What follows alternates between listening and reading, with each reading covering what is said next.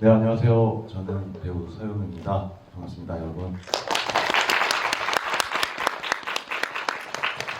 오늘 또 배우님의 팬분들이 많이 와주셨을 거라는 생각이 들고요. 사실 이제 몇몇 관객분들께서는 그래서 대체 서현우 배우님을 언제 등장하는 건가 이 영화를 보면서 약간 어리둥절하셨을 수도 있을 것 같은데 배우님의 출연작이 아닙니다. 네, 오늘 이렇게 전주국제영화제에서 대상을 수상한 작품이기도 하거든요. 이 작품을 관객분들과 좀 함께 나누어 보고 이야기해보겠다 라고 선택을 해주셨는데 선정의 변부터 좀 들어보고 싶습니다. 네. 제가 예전에 정혜아 선배님하고 영화를 같이 한번 찍은 적도 있었고 들꽃영화상에서 선배님이 상을 받으셨거든요. 받으신 걸 보고 사실 이 영화를 전혀 몰랐어요. 그리고 선배님 영화 한번 챙겨봐야겠다. 근데 또 이렇게 상영이 또 그 이후에 있지는 않더라고요.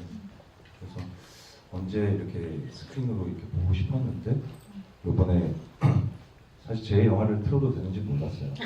네. 네, 근데 어떤 기회가 생겨서 그리고 뭔가 이렇게 GV를 하는데 뭔가 저도 전혀 보지 않았던 영화를 관객분들과 함께 같이 처음 보고 같이 얘기를 나누면 그게 더 의미가 있지 않을까 싶어가지고 영화 오늘 처음 보신 분 있나요? 거의 대부분이시군요. 너무 기쁩니다. 그래서 오늘 좀 자연스럽게 뭐 영화에 관한 이야기뿐만 아니라 배우님 평소의 어떤 연기관이라고 해야 될까요? 연기하면서 사는 이야기 이런 것들도 같이 좀 나누어 볼 수 있을 것 같아서 기대가 되고요. 영화 보면서 궁금했던 것도 좋고 배우님한테 평소에 물어보고 싶었던 것도 좋으니까 오늘 좀 자유롭게 이야기를 나눠주시면 차근차근 풀어가 보도록 하겠습니다. 정말 자유롭게 화장실 다녀오셔도 되고요. 편안하게 왔다 갔다 하시면서 좋습니다. 네, 편안한 분위기로. 그러면 일단 방금 막 영화가 끝났으니 그래도 좀 보시면서 배우님 마음속에 지금 남아있는 어떤 장면들 이런 것들은 좀 한두 가지 정도 이야기를 하면서 시작을 해볼까 봐요. 네, 저는 사실 좀 마음이 되게 무거웠어요. 보면서 너무 좀 부끄러운 얘기일 수 있지만 영화 내용도 줄거리 정도만 훑고 왔거든요. 전혀 아무런 정보가 없는 상황에서 영화를 보면서 내내 마음이 좀 먹먹하고 좀 인상적이었던 게 생선 가게 문을 닫고 이제 나오시면서 채워지지 않는 자물쇠 문이 영상이 되게 인상적이었고 애화 선배님의 아무렇게나 이렇게 묶은 듯한 프로필 샷이라고 해야 될까요? 그런 장면들이 되게 많았던 것 같은데 되게 그런 게 좀 인상적이었습니다. 네. 사실 이 영화가 다루고 있는 어떤 중년, 중장년 여성의 성폭력 피해라는 것이 사실상 사회적으로도 많이 다뤄지지 않은 주제잖아요. 영화적으로 뿐만 아니라. 그래서 뭐 개봉 당시에 김미조 감독님이나 정혜아 배우님 인터뷰 같은 것들을 살펴보면 자료 조사하는 데서부터 많이 힘들었다고 하더라고요. 찾아볼 기사도 많이 없고 책도 나와 있는 게 없고 그래서 결국엔 굉장히 보편적인 감정에 집중하는 단계를 거쳤다고 하는데 약간 그런 것들이 좀 배우님 입장에서는 어떻게 올까 궁금했는데 그렇게 좀 참고할 만한 것들이 많이 없는 좀 낯선 주제, 낯선 이야기들을 만나면 좀 그 인물에 다가가는 배우님만의 어떤 방법이 있을까? 이런 것들을 좀 들려주시면 좋을 것 같아요. 정말 살면서 접하기 힘든 어떤 상황들과 어떤 사건들을 연기를 해야 되는 장면들 있잖아요. 사실은 뭐 배우 개인의 상상일 수도 있고 하지만 이제 좀 거스르지 말아야 될 것은 정확한 정보들이라고 생각해요. 그 안에서 배우가 개인적으로 구현할 수 있는 어떤 상상력과 어떤 간접적인 경험이라고 생각하거든요. 저도 어떤 역할을 맡으면 최대한 그 공간을 찾아가 보고 또 다뤄야 되는 소품도 좀 만져보고 그런 경험을 하게 되는데 예를 들어서 살인마 역을 하게 되면 답이 없잖아요. 근데 굉장히 여러분 편안하게 즐기셔도 됩니다. 방금 농담이었습니다. 그럴 때 조금 뭔가 어떤 심상을 좀 키우기 위해서 여러 가지 간접적인 어떤 영상들도 접하고 책들도 좀 보고 또 주변에 물어볼 데가 없잖아요. 살인마를 누구한테 물어봐요, 그죠? 그러니까 배우 개인의 어떤 그 우주 속에서 좀 찾아내는 것 같아요. 네. 사실 이런 거를 여쭤봤던 이유는 워낙 잘하시기로 유명하시잖아요. 그 디테일 장인으로도 너무나 유명하고 뭔가 저한테는 약간 지금 남도원 검사가 강하게 남아있어가지고 근데 한 번 이렇게 작품 맡을 때마다 말투도 갈아 끼우다시피 하시는 것 같고 사실 오늘 막 이런 안경 이런 소품들도 약간 허투루 준비하지 않으셨을 것 같다 이런 생각이 들 정도로 뭐 의상이면 의상, 소품이면 소품, 말투나 그 사람의 평소 생활 습관, 딸기라떼를 먹는다든지 이런 것까지 굉장히 철저하게 준비를 하시는 걸로 알고 있기 때문에 전 그래서 영화 보면서 좀 뭐 나라면 이렇게 했을 것 같다라든지 아니면 오복을 연기한 좀 정혜아 배우님 보면서 와 저런 디테일까지 저 배우가 저렇게 구현을 했네 라든지 이렇게 좀 눈에 들어왔던 것들이 있으면 공유 부탁드립니다. 저는 그 어떤 선택을 많이 보는 것 같아요. 배우가 그 씬 안에서 어떤 선택을 하는지. 그래서 아까 저는 생선가게를 자꾸 나가는데 문을 닫으시고 잘 안 닫히니까 다시 한번 이렇게 닫고 아주 찰나에 멍하니 서 계시다가 손을 가게 문 쪽으로 했다가 마시고 차에 딱 올라타시거든요. 그러니까 그런 행동의 선택이 보시는 분들에게 계속해서 뭔가를 주고 있다고 생각을 해요. 그런 디테일이 너무 저는 선배님 연기 너무 좀 인상적이었고요. 저도 개인적으로 캐릭터를 준비할 때 되게 예전에는 패기로 했어요. 이번에 이렇게 연기해봐야지.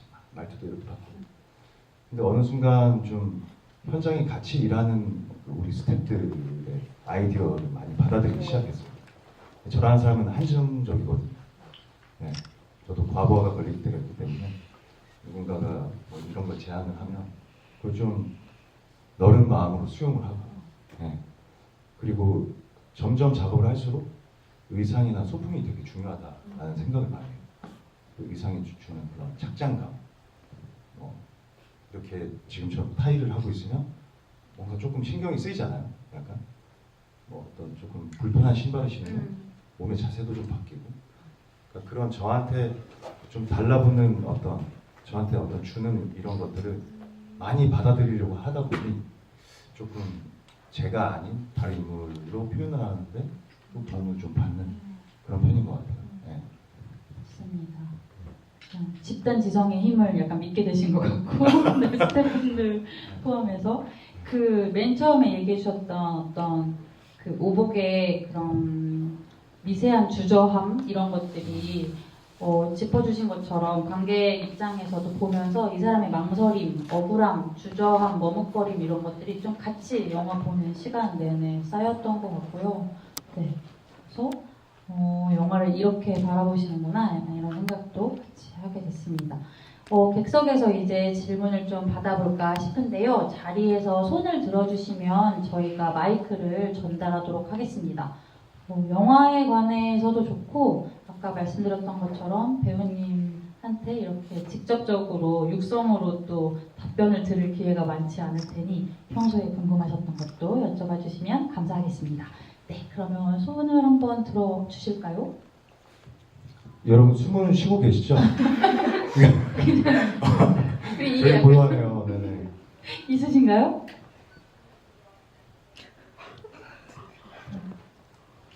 네. 여기 왼쪽 통로에서 들어주셨거든요. 한 번만 더 들어주세요.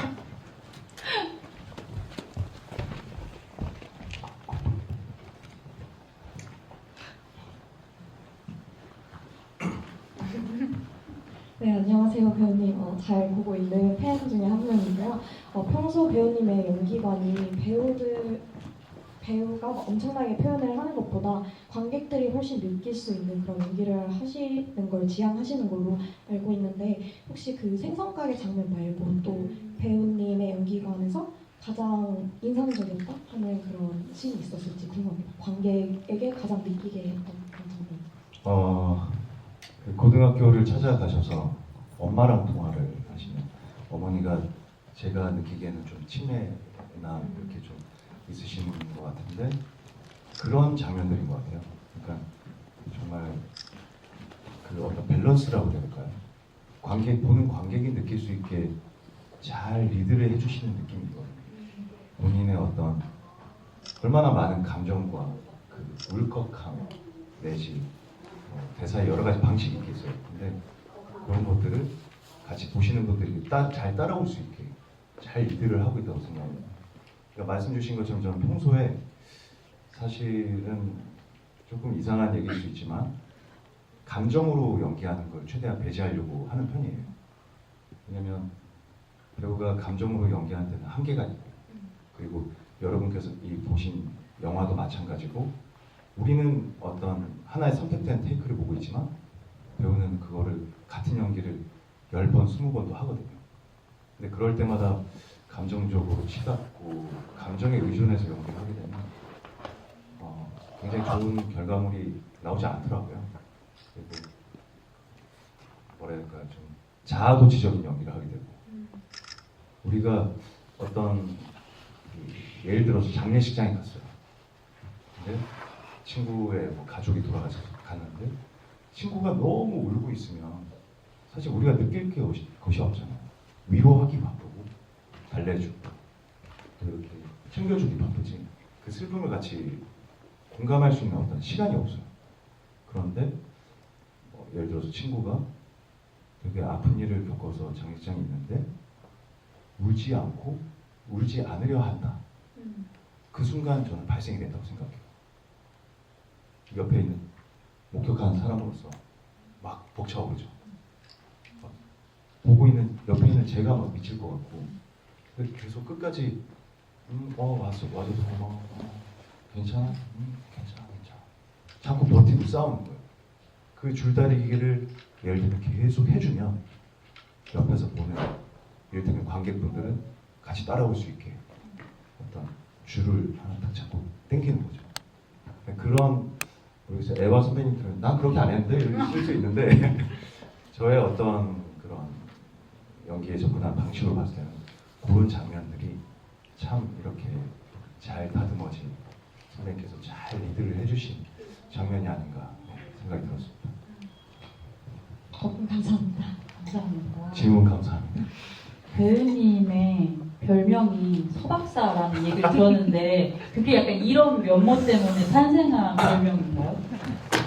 저 방금 되게 메모장을 펼쳐야 될 것 같아요. 네. 받아 적고 싶다 약간 이런. 제가 학교 다닐 때 별명인데 자꾸 연기 수업을 하는데 제가 자꾸 뭘 썼어요. 제가 자꾸 메모를 하고 막 교수님한테 막 물어보고. 근데 보통 이제 연극영화과 친구들 보면 펜이 없어요. 다 몸으로 받아들이려고 하거든요. 다 이렇게 움직여보고 뭐 얘기하면 바로 탁탁해요. 근데 저는 계속 뭘 적었던 것 같아요. 적어가지고 그 모습을 보고 이제 동기들이 박사님이다, 소박사같다 이렇게 됐고 근데 또 웃긴 건 중간고사나 기말고사가 되면 또 제 메모장을 보여달라고 동기들이 그때는 필요한 거죠. 그래서 아마 생각했던 별명인 것 같습니다. 뭔가 그 감정을 최대한 아끼면서 뭔가 분석하고 접근해 나가는 방식이 그래서 우리가 좀 배우님 연기를 보면 여유롭다라는 느낌을 받게 되는 것 같아요. 뭔가 이렇게 보는 일로 하여금 이렇게 몰아붙이는 느낌을 받는다기보다 내가 너무 숨이 딸리지 않도록 배우가 좀 완급 조절을 해주고 있다는 생각도 들고 그런 것들이 좀 떠오르는 장면들이 또 있네요. 좋습니다. 그래서 아마 이 자리에도 약간 배우를 꿈꾸는 분들도 계시지 않을까 이런 생각도 들어서 좋은 것 같습니다. 다음 이야기 또 이어서 받아볼게요. 저희 여기 두 번째 줄 먼저 갔다가 올라갈게요.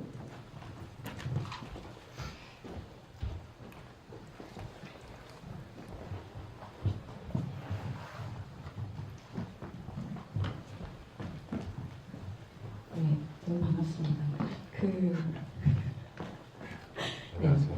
그런 붕괴를 먹은 기분이 좀 드는 것 같은데요.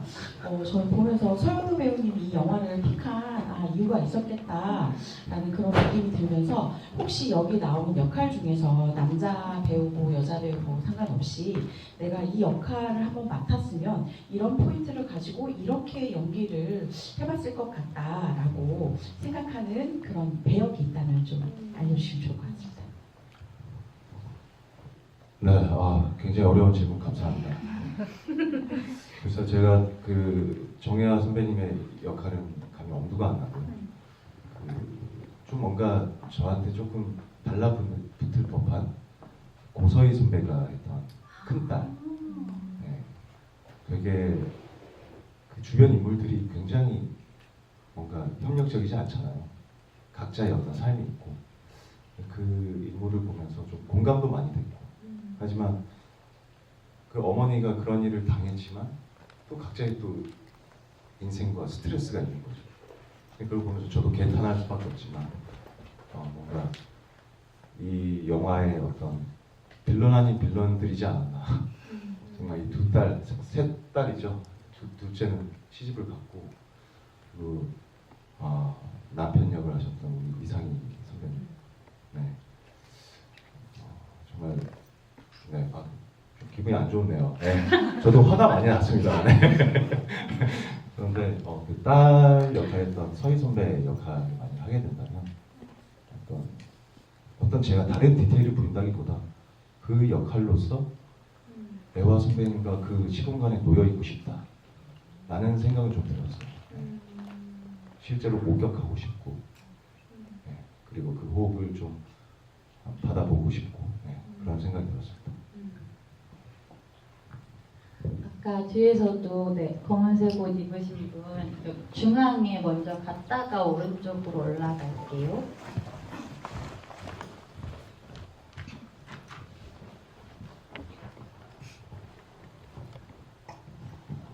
안녕하세요. 오늘 잘 보고 있는 편입니다. 두 가지를 여쭤보고 싶은데요. 오늘 이 작품을 처음 같이 보게 되었다고 해서 너무 기쁘고, 근데 이제 작품을 보실 때 이게 분리하기 힘드시겠지만 이게 사람 서원으로 보시는지 아니면 배우 서원으로 그것을 느끼시는지가 궁금하고 그리고 그 배우님이 하셨던 유튜브 강의를 정말 재밌게 봤는데요. 제가 거기서 제일 인상 깊었던 게 배우도 성장을 한다. 그래서 예전에 가지고 있던 감정을 계속 가지고 가면서 연기를 할 수가 없는데 저는 배우님이 성장하시면서 어떤 감정이 제일 빨리 성장했는지 궁금해요. 그게 기쁨인지 슬픔인지 아니면 어떤 분노인지 네, 그런 게 많이 궁금했어요. 감사합니다. 왠지 질문을 듣는데 배우님 사랑받아서 좋겠다 이런 생각이 좀 드는 애정이 느껴지는 질문이었어요. 네. 일단 영화 보실 때 어떠세요? 구분이 되나요, 그게? 사실 오늘의 이렇게 이 자리를 기획하게 된 것도 인간 소연으로서 영화를 보고 싶다라는 마음이 제일 컸던 것 같고요. 제가 얼마 전에 조조로 이렇게 어떤 영화를 보러 갔는데 이렇게 리클라이너 반 되게 좋은 좌석이 있는 저 혼자 봤어요. 아침 10시 반 영화였는데 그 가운데 딱 앉아서 정말 이 관을 통째로 빌린 듯한 느낌으로 너무 신이 나서 이렇게 딱 영화를 보는 내내 조금씩 울적해지더라고요. 뭔가 사람들이랑 같이 보고 싶다. 정말 요즘 극장이 너무 힘들잖아요. 그래서 그런 마음에 이렇게 오게 됐고 인간 소연으로서 영화를 봐야지 하고 봤는데 역시나 보면서 분석을 하고 있고 어떤 앵글이라든지 이런 걸 보면서 감탄도 하고 저 때는 사운드 상태가 좀 안 좋은 것 같지만 옆에 그냥 여러 가지 소리가 막 들려주잖아요. 뭐 강아지 짖는 소리, 옆에 지나가는 소리, 그런 바람 소리 이런 것들이 다 섞인 가운데 배우들 대사가 자연스럽게 전달이 되는 걸 보고 뭔가 저기 있고 싶다, 저 공간에 놓이고 싶다 이런 생각도 많이 들었던 것 같고요. 그 배우 서현우와 사람 서현우가 늘 공존하는 것 같아요. 어쩔 수 없이. 그리고 두 번째 주신 질문은 저는 개인적으로 슬픔의 정서가 많이 성장을 먼저 했던 것 같아요. 슬프고 또 우리가 보통 촬영을 할 때도 감정신이다 이러면 거의 눈물 흘리는 씬을 감정신이라고 하거든요. 화를 내는 씬을 저 지금 이제 감정신이니까 스태프들 조용히 해주세요 이렇게 하진 않아요. 보통 감정신이라고 하면 이제 눈물을 흘리는. 그리고 배우들도 가장 어려워하고 가장 먼저 개척을 하는 감정의 영역인 것 같아요. 근데 저도 이제 한 해 한 해 나이가 들어가고 하다 보니까 슬픔의 감정이 좀 무뎌지기 시작해요. 뭐 어른들은 이런 말도 하잖아요. 나이 드니까 놀랄 일이 없다. 뭐 이런 얘기도 하잖아요. 너무 어른들을 얘기지만 정말 점점 무뎌지는 대신에 어떤 직선적인 감정들이 좀 자라나죠. 화, 짜증, 혹은 기쁨의 뭐 샤우팅이라든지 뭐 그런 것들이 이제 되게 진한 색으로 이게 자리 잡기 시작하고 거기에 어떤 끝물쯤에 있는 것 같아요 지금. 네. 또 이제 어떤 감정이 찾아오게 될지 네, 그런 생각을 하게 되네요. 그럼 뭔가 좀 그래도 가장 최근에 발견하게 되는 새로운 것들 있다면 어떤 거였어요? 제가 작년 여름에 촬영을 끝낸 그 84제곱미터라고 이제 곧 공개를 앞두고 있습니다. 네. 상영이라고 말하고 싶지만 네. 네. 머머리스의 분이 거라서 네. 거기 이제 오리지널 영화인데 거기서 굉장히 그 날카롭고 직선적인 감정을 많이 썼어요. 굉장히 그 목이 쉴 정도로 제가 그렇게까지 해본 적은 없었던 것 같아요. 굉장히 큰 화와 큰 소리를 내고 네, 그런 역할이었거든요. 그래서 더 이상 얘기하면 이제 관계자분이 뭐라고 할 것 같아서 네, 굉장히 저한테 어떤 그런 굉장한 에너지를 요하는 제가 연극 공연을 할 때는 그런 어떤 씬이 있었는데 제가 카메라 앞에서 그렇게까지 해봤나 싶은 네, 그런 장면들이 있습니다. 어서 그 발산하는 모습을 네. 보고 싶고요. 네, 기다리고 있겠습니다. 좋습니다. 다음 질문도 그러면 이어서 받아볼게요. 네, 여기 아까 오른쪽 갔다가 네, 왼쪽으로 올게요.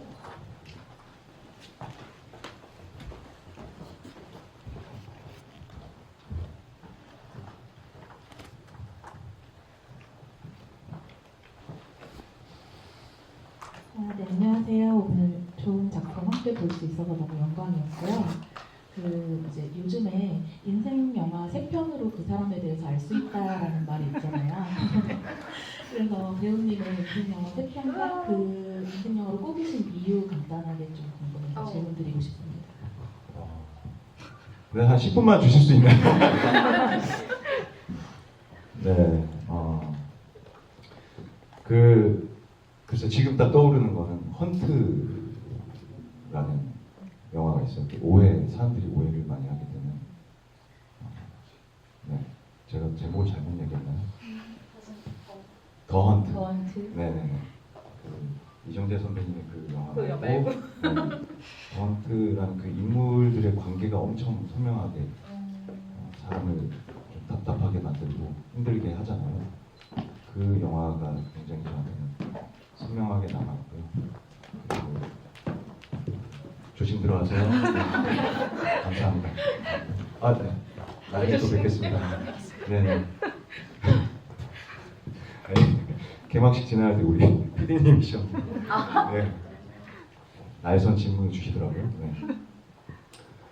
글쎄요. 그리고 저는 개인적으로 헤어질 결심도 제가 나와서가 아니라 그런 어떤 네, 미장센과 그 현장에서 함께 연출하시는 걸 목격을 했어서 그런지 영화가 나오는 과정 자체가 되게 재밌었고 놀라웠고 되게 인생작이라고 할 만큼 되게 좀 감명이 있었고요.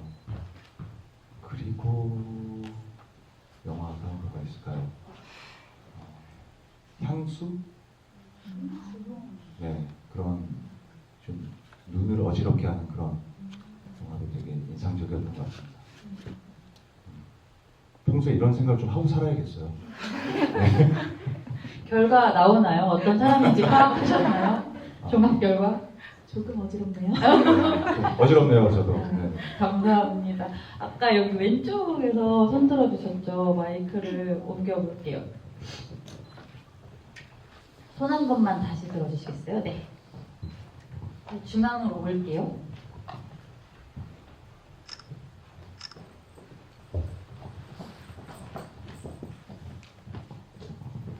네, 배우님 덕분에 좋은 영화 잘 봤습니다. 감사합니다. 혹시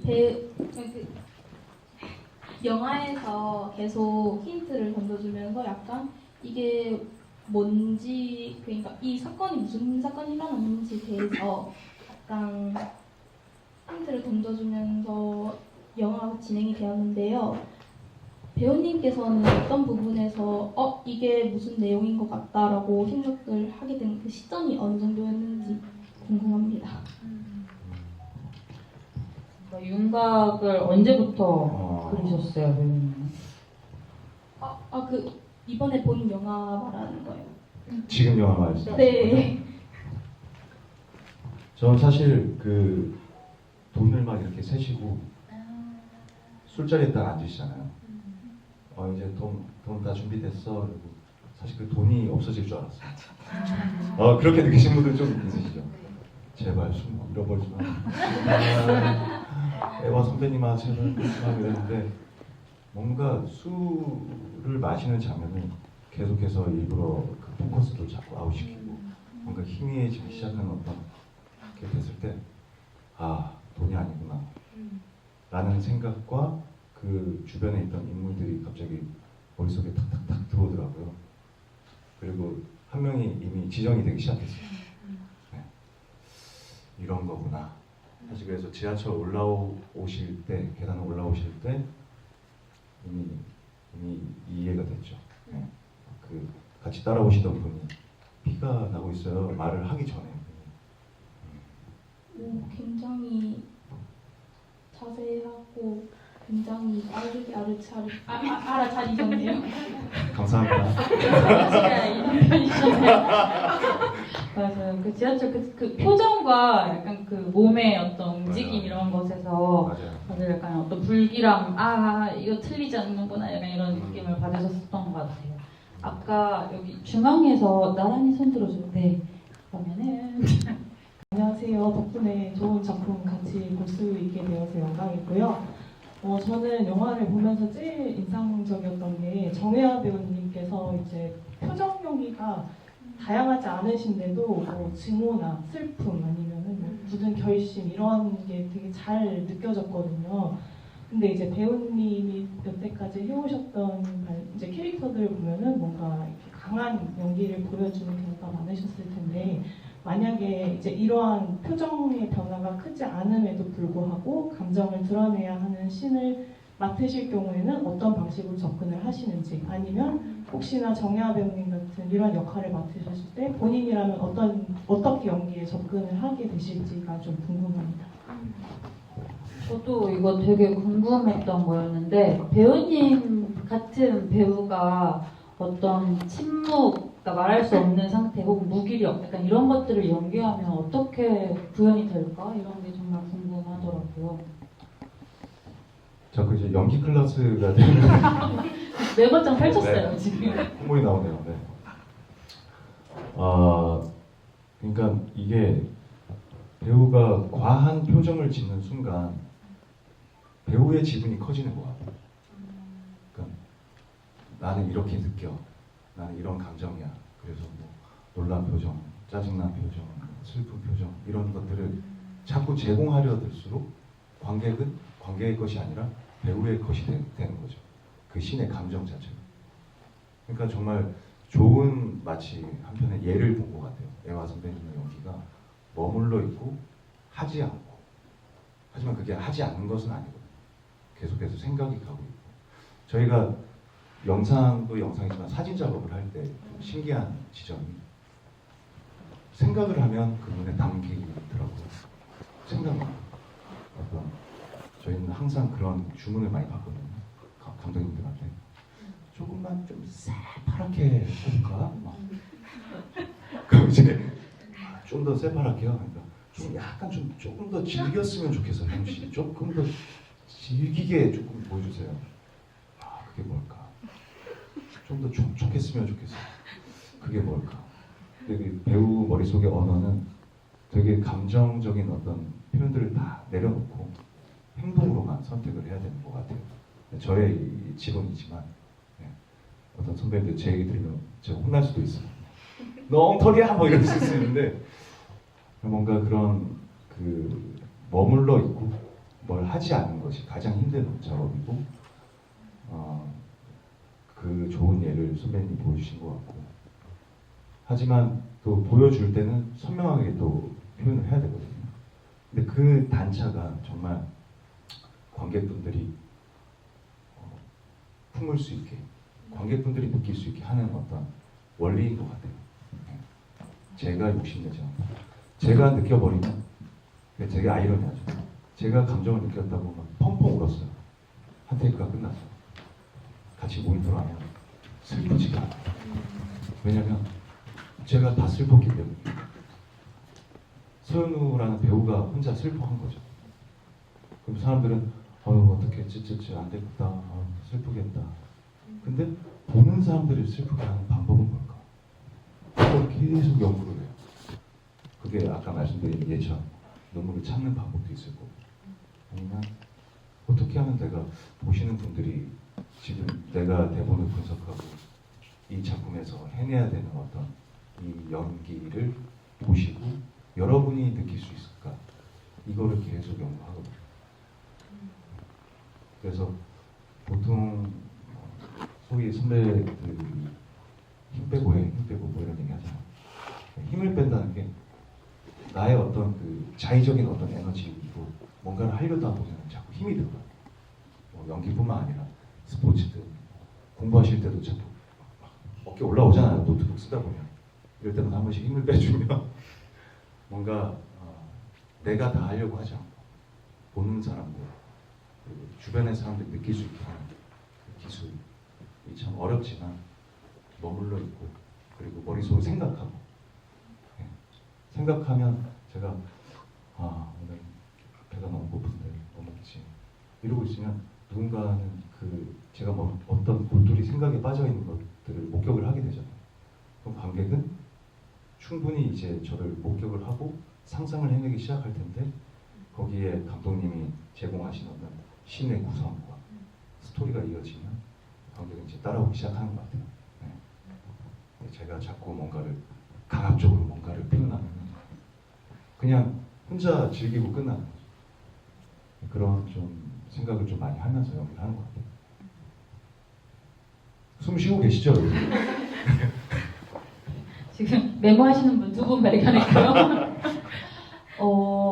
되게 근데 저 지금 무슨 생각했냐면 이게 연기에 관한 배우님의 어떤 현재 시점의 깨우침일 수 있겠으나 사실 생각해보면 되게 우리가 각자 몸담고 있는 나의 분야에 다 적용할 만한 이야기인 것 같아서 어느 시점에 다다르면 혹시 그 소위 말하는 프로들에게는 늘 같은 주문이 들어오는 것 같거든요. 힘 빼고 해, 최대한 자연스럽게 해라는. 근데 그게 세상에서 가장 어려운 주문 같기도 하고 그런 생각을 하면서 들었습니다. 뭔가 서 박사님과 함께하는 연기 클래스에 오신 여러분 환영하고요. 네. 아까 옆에서 손들어 주신 분께 넘겨볼게요.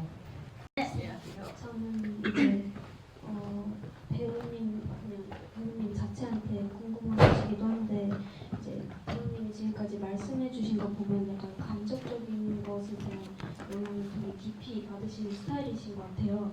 그래서 궁금했던 게 이제 사실 작년이나요? GQ 이제 그 인터뷰에서도 보시면 미술 뭔가 그 현장의 미술 환경이나 아니면 이제 펼쳐져 있는 그런 현장 세트에 되게 정도 뭔가 많이 붙이시고 그쪽에 관심도 많고 또 이제 뭐 질문하고 싶으신 것도 많고 이런 식으로 얘기를 하셨는데 그러면 보통 현장 그러니까 촬영 현장이 좀 도착하셨을 때 주변에 어느 것에 좀 영향을 많이 받는지, 그리고 이제 그래서 최근 촬영 중에 좀 스포 없는 하면서 최근까지 찍었던 것 중에 좀 기억에 남으시는 공간 같은 게 좀 있다면 그런 걸 여쭤보고 싶거든요.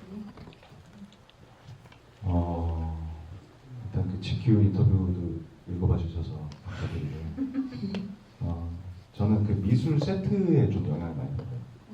이 공간과 그 소품들, 그다음에 색감.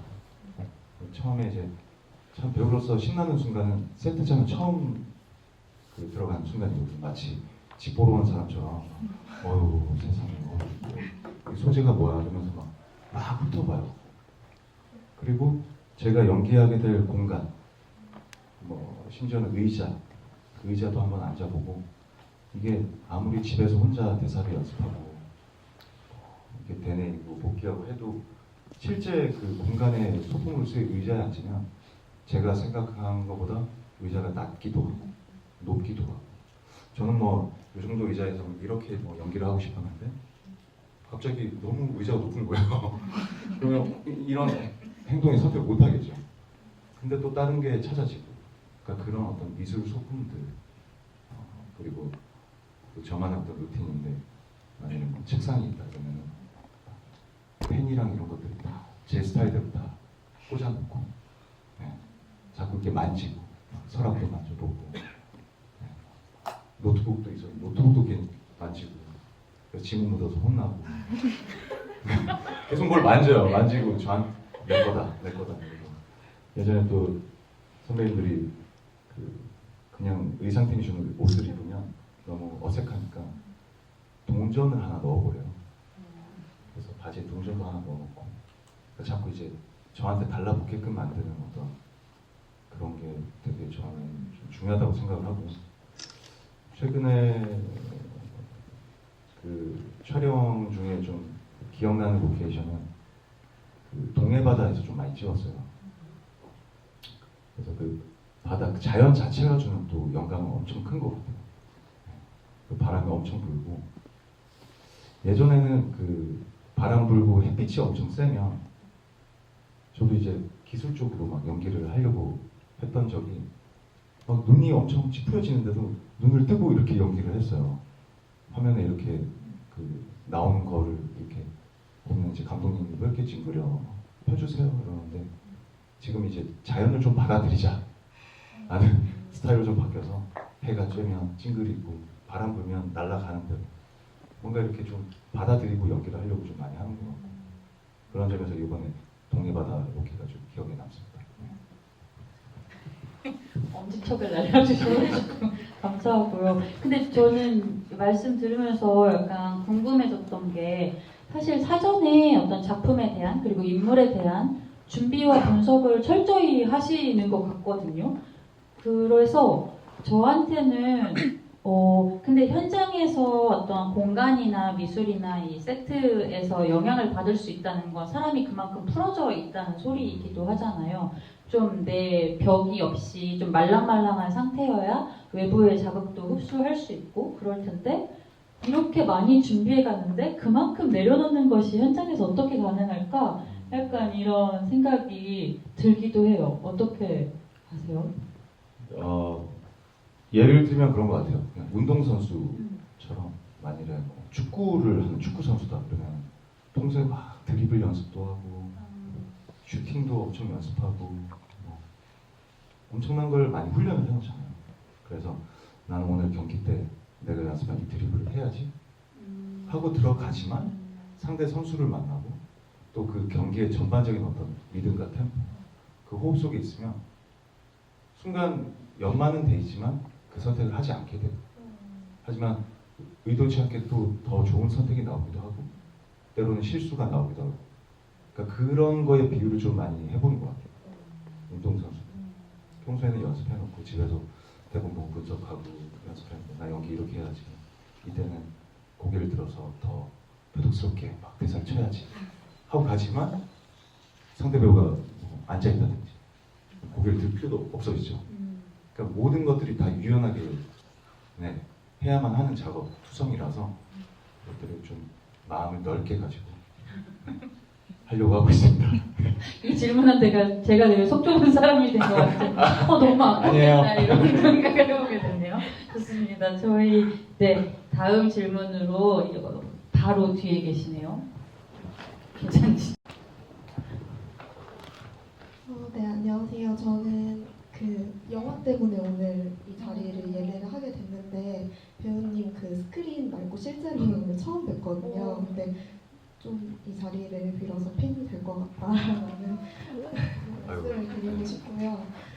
제가 조금 궁금한 거는 여기서 얘기를 듣다 보니까 배우님께서 연기를 하시는 연기관에 대해서 조금씩 알아갈 수 있는 자리인 것 같은데 되게 많은 캐릭터를 하셨잖아요. 여러 가지 스펙트럼에.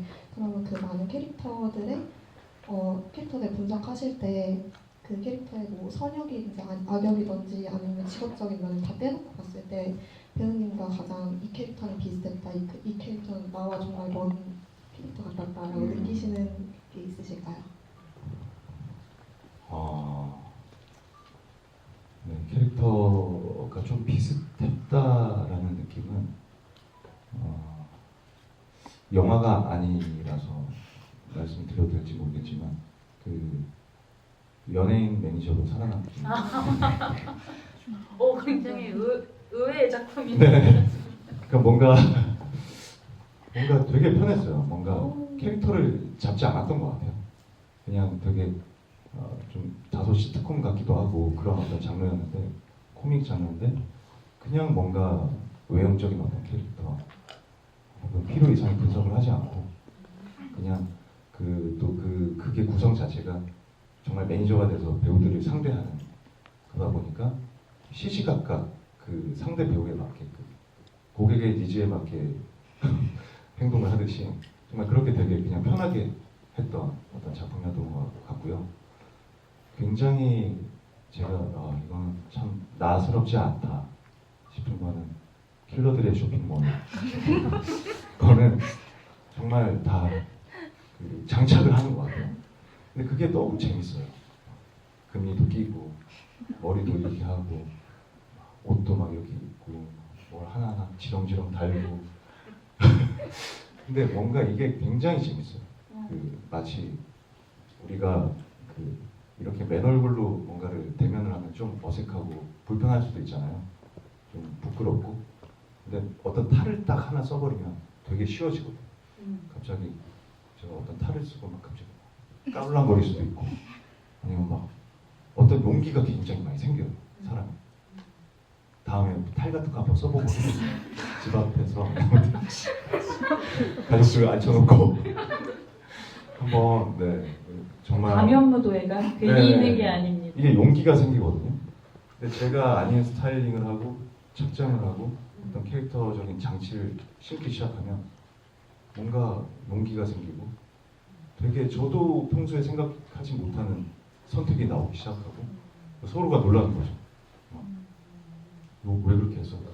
몰라. 이 옷을 입으니까 이렇게 돼. 뭐 약간 뭐 이런 것처럼 그런 그 성조 그 역할이 가장 그리고 영화 유령의 청계장 또 굉장히 전혀 다른 비주얼이었지만 이렇게 카라펜 딱 하고 이렇게 딱 쪼았을 때 그리고 그때 또 체중 증량을 했던 터라 배가 이만큼 튀어나와 있을 때 제 배를 어떻게 다뤄내야 될지 이런 고민들을 할 때 굉장히 재밌는 요소들이 많이 생기더라고요.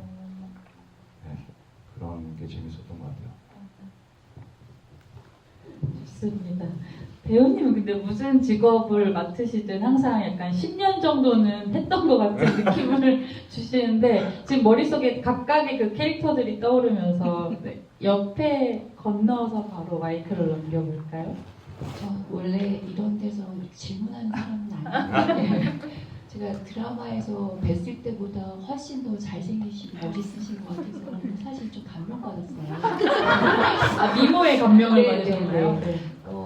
저는 이제 뭐 드라마가 됐건 영화를 보면 저 배우는 저런 착한 역일 거야, 뭐 어떤 약한 역일 거야, 나는 그런 게 딱 떠오르거든요. 근데 이제 배우님이 되게 다양한 작품, 이 작품이 뭔가 들어왔을 때 그래 내가 이걸 할게라고 선택하시는 그 배우님만의 뭔가 그런 초이스 할 때 기준이나 내가 생각하는 어떤 이건 꼭 해야 되겠다 비중이 크든 작든 이럴 땐 하고 싶어 뭐 이런 게 있으신지 궁금합니다. 작품을 선택하는 기준도 좀 종잡을 수 없기로 유명하시잖아요. 말씀해주신 것처럼 작품 규모도 그렇고 장르도 그렇고 이런 인물을 했으니 다음엔 이런 쪽을 하지 않을까 했는데 전혀 다른 네. 선택들을 하시더라고요. 좀 어떤 작품에 마음이 끌리시는 겁니까? 기본적으로는 지금 촬영하고 있는 인물과는 좀 다른 결을 찾으려고 하는 것 같아요. 다른 직업, 다른 성격, 혹은 다른 시대, 뭐 그런 것들이 기본적으로 좀 깔려 있는 것 같고요. 그리고 좀 저는 그 대사체에 좀 많이 신경을 많이 써요.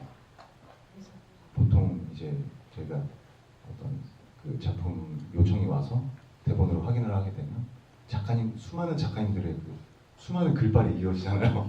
정말 엄청난 그 세계가 펼쳐지고 이제 대사가 어떻게 쓰여 있는지, 대사 진행이나 어떤 어미나 이런 것들이 얼마나 유연하게 되어 있는지, 혹은 제가 이런 것들을 좀 수정해도 되는지에 대한 여부가 좀 저한테는 중요한 척도가 되는 것 같고, 그리고 아무래도 좀 심장을 좀 뛰게 해주는, 네, 뭔가 빌런이든 뭐 악역이든 선역이든 뭔가 제가 계속 좀 스트레스를 받을 수 있는, 이거 연기 어떻게 해야 될까, 이 고민을 할 수 있는 그런 역할이 있는 작품을 좀 더 선호하는 것 같아요.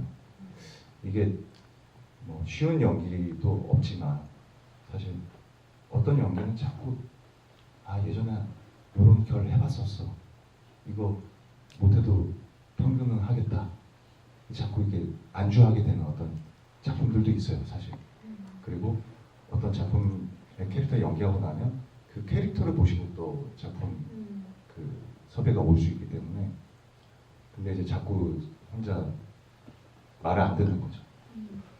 이번에 저는 지난번에 형사 했으니 이번에는 변호사를 하겠다 이런 식으로 뭔가 그게 또 이 일을 하는 즐거움인 것 같아요. 자꾸 새로운 어떤 도전을 하고, 그리고 정말 어려운 어떤 그 상황에 놓인 어떤 역할들을 좀 선호하는 것 같고, 난해한 역할들. 네. 사서 고생해주셔서 감사하고요. 네, 여기 맨 앞에 손 들어주셔서 들어볼게요. 맨 앞에요. 네. 그 배우님이 굉장히 많은 배우로서 필모를 갖고 계시잖아요. 근데 이제 연출에는 혹시 욕심이 있으신지? 네. 시나리오를 노트북 펼쳐놓고 끄적여 보긴 합니다. 시도해 보신 적이 이미 있군요. 그렇죠. 여러 번 있어요. 오. 근데 쓰다가 보니까 자꾸 지문이 너무 많더라고요. 저란 사람이 지문이 한 반 페이지 돼요. 아직 대사를 시작도 못했어요. 뭐가 놓여져 있다, 하지만 그 뒤에 뭐가 있었던 거다, 어쩌고 저쩌고. 그래서 대본을 쓰지 말고 소설을 써야 된다는 생각도 들고, 뭔가 시도는 계속 하고 있어요. 그리고 뭔가 쓰는 것도 쓰는 거지만 연출에 대한 어떤 생각도 없진 않습니다. 그리고 연극 연출에 대한 생각도 좀 있는 편이고요. 영화는 뭐 만약 하게 되면 단편 영화로 한번 도전을 해보고 싶어요. 네. 너무나 기대되네요. 그럼 은연중에 혹시 주인공을 나로 생각하는 거 쓰세요? 아니면 다른 사람을 보고 저는 계세요? 그 선배님들은 연출 겸 배우 주인공을 하시잖아요. 저는 그건 너무 대단한 일이라고 생각하거든요. 전 제가 글을 쓰게 되면 저는 연기로는 정확하게 연출자로서 배우들을 괴롭힐 생각이에요. 네, 곧 괴롭히시는 모습 보고 싶고요. 네, 저희가 시간이 많지 않네요. 이제 10분이 채 남지 않아가지고 이 질문이 아마 마지막 질문이 될 것 같습니다. 네, 질문 혹시... 네. 사실 아까 먼저 드셔서 드리려고 했는데 네, 손 드셨던 거죠? 네, 가운데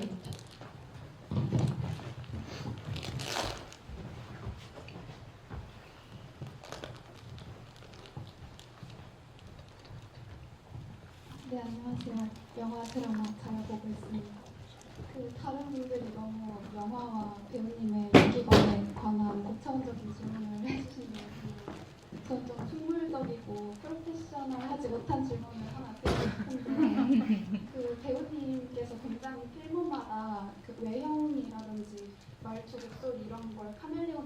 해주시는 걸로 굉장히 유명하신데 사실 저 같으면 좀 제 비중이 그렇게 많이 나오지 않다거나 뭐 작품의 규모가 그렇게까지 크지 않으면 제 외형을 엄청 드라마틱하게 바꾼다거나 그런 노력을 하기 사실 쉽지 않을 것 같은데 그 배우님은 어떻게 그런 강력한 동기를 어디서 받으시는지 어떻게 그렇게 작품에 정말 목을 내던지실 수 있는지 궁금해서 질문드렸습니다. 충분히 프로페셔널한 그러게요. 질문인데요. 되게 네. 원동력이 무엇인가요? 네. 좀 좋아하는 음식 물어보실 줄 알았는데 되게 정말 일단은 그렇게 봐주셔서 너무너무 감사드리고요. 일단 그게 또 앞으로의 숙제이기도 해요. 저한테 개인적으로 너무 매번 좀 고통스러운 숙제이기도 하고 그렇다고 해서 너무 계속 파격적인 비주얼적인 변신만을 쫓아가는 배우가 되고 싶진 않아요. 좀 뭔가 향후의 어떤 작품은 좀 더 성격적이고 외형적이지 않은 그리고 조금 더 그 감정의 서사가 있는 그래서 그런 것들을 여러분께 제공할 수 있는 그런 감정의 소용돌이를 제공할 수 있는 그런 역할을 좀 더 선호하고 있어요 이제부터. 근데 여태까지 해온 작업을 보면 사실 아까 말씀드린 것처럼 의상이나 분장팀 그리고 감독님의 의견을 좀 적극적으로 수용하는 편인 것 같아요. 계속 예를 들면 어떤 작품을 했는데 제가 거기서 제 마음에도 드는 어떤 비주얼로 연기를 했다고 치면 저도 인간인지라 자꾸 그 욕심이 생겨요. 이거 약간 안정적이야. 이 모습으로 다음 작품도 하면 좋겠다. 라는 개인의 어떤 욕망이 올라오거든요. 근데 이거를 계속 누르고 이제 자체하는 것이 이게 또 우리 일의 숙명이라고도 생각을 하고 계속 그런 선택들이 자꾸 익숙하지 않은 배우가 된 것 같고요. 그 많은 분들이 이제 주변에서도 막 제가 영화를 나왔는데도 막 모르시는 분들 가끔 간혹 있었어요. 심지어 배우를 하시는 분들인데도 배우님 팬분들이 작품 없으실 때 가장 아름답다고 그런 얘기를 하소연섭고 하시더라고요. 네. 그러니까 뭔가 이게 분장팀이 여기 흉터를 하나 만들어 볼까요? 좋아요. 저는 잃어버려요. 그러니까 그런 오픈 마인드가 자꾸 저를 그렇게 만들어줬던 것 같아요. 네. 좋습니다. 오늘 뭔가 연기에 대한 그리고 배우라는 이 직업 생활에 대한 이야기를 좀 전반적으로 들어보는 시간이었던 것 같고 제가 그렇듯이 왠지 모르게 관객분들도 서현우라는 배우에 대한 내적 친밀감이 한참 더 상승하지 않았을까 이런 생각이 듭니다. 긴 시간 영화 보시고 대화 나눠주셔서 너무너무 감사드리고요. 끝으로 배우님께 그래도 좀 천천히 오늘 뭐 못다한 이야기 너무 많으실 것 같은데 관객분들 만난 소감과 마지막으로 전하고 싶은 말씀 여기서 같이 나눠주세요. 네, 아까 조조로 봤던 영화관의 상황을 말씀드렸었잖아요. 정말 저도 너무 오랜만에 이렇게 함께 영화를 보는 느낌이었거든요. 그리고 이렇게 가득 또 객석을 채워주셔서 요즘에 또 영화관 가면은 이렇게 자리가 너무 텅텅 비어 있어요. 그래서 되게 좀 서글펐는데 오늘 오히려 제가 여러분 와주셔서 너무너무 감사드리고 저한테 오히려 더 좋은 추억과 기억을 남겨주신 것 같아서 제가 너무 감사드립니다. 정말 전주국제영화제 이번에 개막 사회도 보고 너무 긴장도 많이 했고 또 즐기기도 하고 여러 가지 감정들이 저한테도 이렇게 올라오고 있는데요. 여러분 그 영화제 올해뿐만 아니라 또 내후년도 계속해서 즐겨주시고 저의 작품들도 많이 챙겨봐 주시면 감사하겠습니다. 항상 건강하시고 행복하십시오. 감사합니다.